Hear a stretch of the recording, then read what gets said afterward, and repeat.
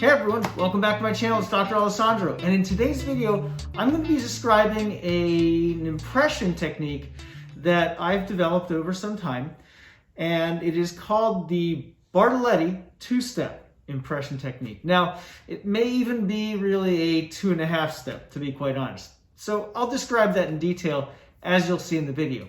Now, what's special about this technique? Well, it's different than the usual crown and bridge technique, which this is specifically for, where you take the tray, that the impression tray, whether it be a quadrant tray or it be a triple tray, you load the material in, and as you do that, the dentist, whoever it is basically applying the light-bodied material of polyvinyl siloxane, PVS, at the impression, at the tooth level and around the tooth, around the margins. And then the all uncured material or soft material then is married together as the patient bites into the triple tray, or a quadrant tray is applied to the light body that's been applied around the tooth. So it is different than that. It does not require any kind of retraction cord or retraction paste. Okay, so none of that is needed. So that's very important, because that can be an extra step and that can be tricky. Sure, it can work. It depends. Everybody has their preferred technique. This is just something a little bit different. So without further ado, I'm going to start to show you the technique. Again, it is similar to another impression technique done by Dr. Donato Napolitano. He also has YouTube videos. He's got a two-step technique that's very interesting and very effective. I developed mine independently to his, and then I located his video and said, hey, that's pretty cool. It's similar to mine. So we've both made something that is a little bit different. Each one is different than the other, but both basically do about the same thing, and both really yield great results. So without further ado, here comes the Bartoletti two-step technique. All right, so the first part of the Bartoletti two-step impression technique involves utilizing a quadrant tray, so not a triple tray. Now, why not a triple tray? Because triple trays can be a little bit flimsy. They're not exactly the most stable items in the world. So triple trays, with their flexibility, may cause distortion, and that's a common concern for both general dentists and prosthodontists, at least that concern that has been expressed. So instead, I use a quadrant tray, like so. Now, I'm using a plastic one. There are also metal ones. They're both rigid. Metal might be slightly more, but depending on the circumstance. But plastic, this is a good, solid type of quadrant tray that you can use in order to get the impression. Now, what I do is I actually start with a pre-operative. So I do not prep before I take the quadrant tray impression. I do the quadrant tray impression first. So you use your usual polyvinyl siloxane material. Here we are, in this case, elastomeric vinyl polysiloxane, if you want to call it that, blueprint. That's what I use. Other people use different types of the same material from different companies, different vendors. So there are all sorts of dental vendors, and they all sell relatively the same thing. It's all the same stuff, maybe different costs. Some stuff might be slightly better than others, but I can't say that there's a tremendous difference. So what you want to do is you want to load it up from the syringe, just like I did. Don't overload it, but you don't want to go skimpy on it either. And then from there, once you've done that, you go ahead and you place it in the patient's mouth, like so. And you take the quadrant impression, set it in. Now you got to hold it in place. I always let my patient know, and again, I'm doing this ungloved because this is not an actual patient, but it is our typodont that was very, very generously donated by a dental student at Temple University. And so you make sure you have it in there, that it's firm. You place firm pressure, not killer pressure, but firm pressure. And you make sure it doesn't move. You make sure it stays stable. and it's got to be there till it sets. So it's about 2 minutes. Sometimes it's a little bit faster, sometimes a little bit slower, but it's roughly 2 minutes. So you go through the motions, maybe talk with the patient or give instructions. So the patient's listening, they can't talk back. That's like going to a restaurant and having the waiter ask you how your food is when your mouth is full, which invariably happens every single time you go to the restaurant. So that's kind of annoying if you're asking questions of the patient, so don't do that. But give them instructions as to what to expect maybe after or during the procedure, things like that. So while you're doing that, you can at least take care of that part of the whole experience, as it were. And once this is all set, of course, you remove it, and you will set it aside for later. So you will set aside this impression once it's taken and once it's set. You will set it aside. Of course, you'll get the patient numb if that's what needs to be done. Maybe not necessary for those endo or root canal treated teeth because they don't have a nerve unless you're prepping far subgingivally, in which case you might want to give them a little bit of something.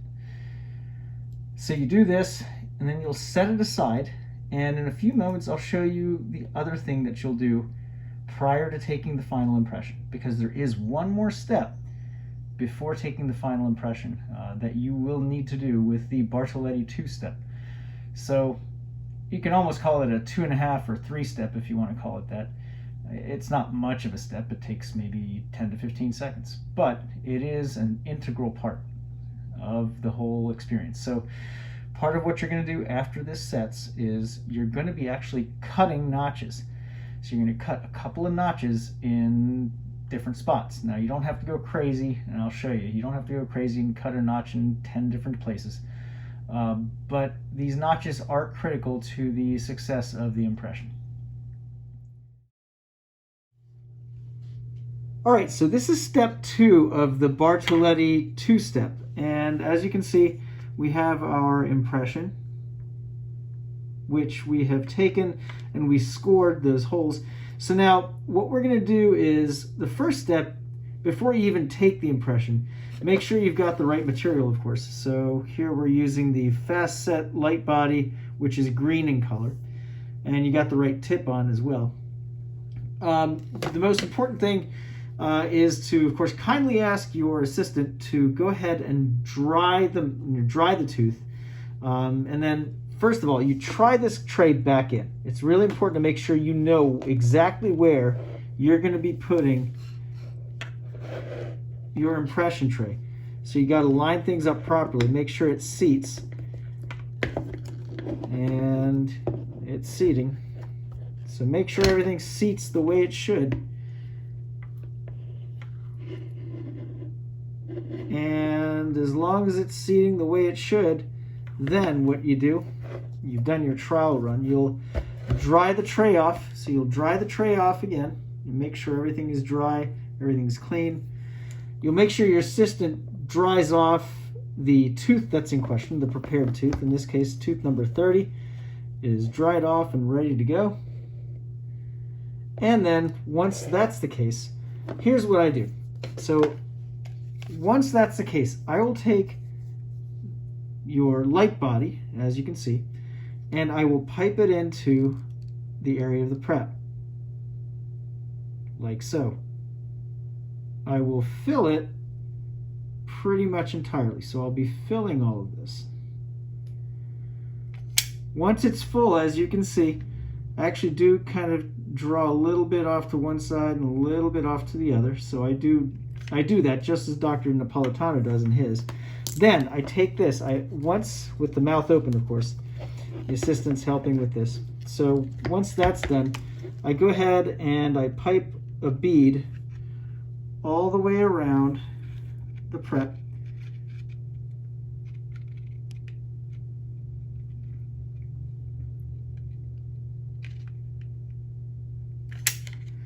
So I pipe a bead all the way around the prep. So I've gone all the way around the margins. So I've just basically circled around the tooth, around all the margins.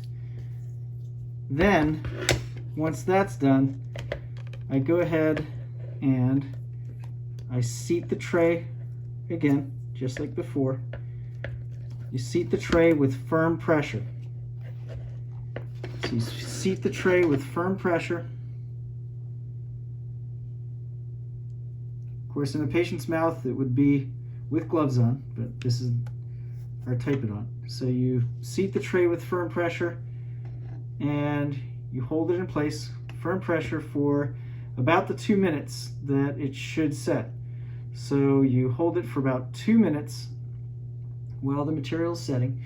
Now, with this extra that flows out from the different grooves that I've cut into the impression material, you can actually have the opportunity, depending on where you cut them, of course, some extra will flow out, and you can check on the set of the impression material, as you can see right there. Some extra may ooze out any which way, but that's another advantage, is that now you'll know when your light body has set.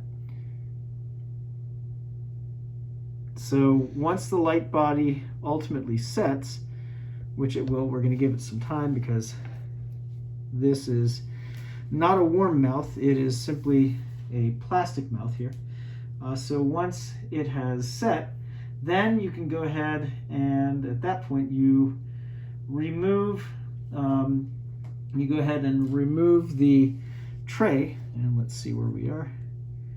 This stuff does set pretty fast, so it sets faster than the other material typically. And if it's warmer, note that if it's warmer in your office building or in your practice or wherever you are, warmer temperatures will cause our materials typically to set faster. That's just kind of a general rule. It may not apply to absolutely everything, but for the most part, warmer temperatures will cause dental materials to set faster. So if it is a warm day, or for whatever reason the office is warmer than average, then materials will set faster. Now, conversely, the opposite is true. If it is colder, then of course, the materials will set more slowly. So impression materials in the winter, at least in our parts, can tend to set a little bit more slowly if it's colder in the building, which it can be. So that said, we're checking it, and it's starting to not be, at this point, it's starting to not be sticky. So once it gets to that point, we're still waiting a little bit longer because I'd like to make sure it's totally set. Distortion can happen if you remove an impression too early. And I'll repeat that. So for dental students who are out there, distortion can happen if you remove an impression from a patient's mouth and the material has not entirely set. So you may have what looks like a great impression, but unfortunately there is some distortion potentially in there. And then that may lead the lab to not make a crown that's good. So you have to keep that in mind. That's really, really important for you if you're a dental student watching this. But yeah, you make sure that the material is set, and now it's feeling pretty firm. So once it's feeling pretty firm, I still give it an extra 5 to 10 seconds. And then once that happens, I will remove. Now, when I remove an impression, and this is for everybody, ladies and gentlemen, dental students and everybody who may not be a dentist but is watching, I don't even look at it first. The first thing I look is to make sure that everything is safe in the patient's mouth. So number one, I look in the patient's mouth, ask them if they're doing okay. So after I remove the impression, that's what I do. Then I check the impression. So we'll remove it now. I'll remove the jaw too. And then here we see the results of the impression. Very clean. You can read the margin all the way around. And I'll bring it up here close to the camera.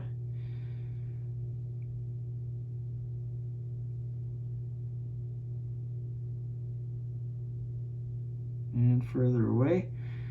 Yeah, so you can read the margins all the way around. It looks clean, it looks nice. Well done. Smooth. The consistency's great. Everything looks really nice. So that is the Bartoletti two-step technique. And prosthodontists, if you're watching, please weigh in. I'd like to hear what your opinion of this technique is. And hopefully this is helpful. It's really yielded some good results for me. And so hopefully it can do the same for any other practitioner who wants to try it. All right, so hey everyone, that's it for this video about the Bartoletti two-step impression. So as you can see, there are a couple of steps that go into it, but the results typically are really, really good. I've only had maybe a couple that didn't quite work out so well. So I'm going to show you a close-up picture of the final product, as well as other pictures of impressions that I've taken with this technique. And again, I find it very, very helpful. I find it extremely accurate. The labs seem to really enjoy working with them. And so hopefully as you've watched it, you've learned something and you can try it out in your own offices and have great success with it. So, and for you dental students, maybe a faculty member will let you try it when working on patients in dental school. Get approval first, don't just go ahead and do it. And all right, hey, best wishes and good luck to you all, and hope you're all staying well and healthy.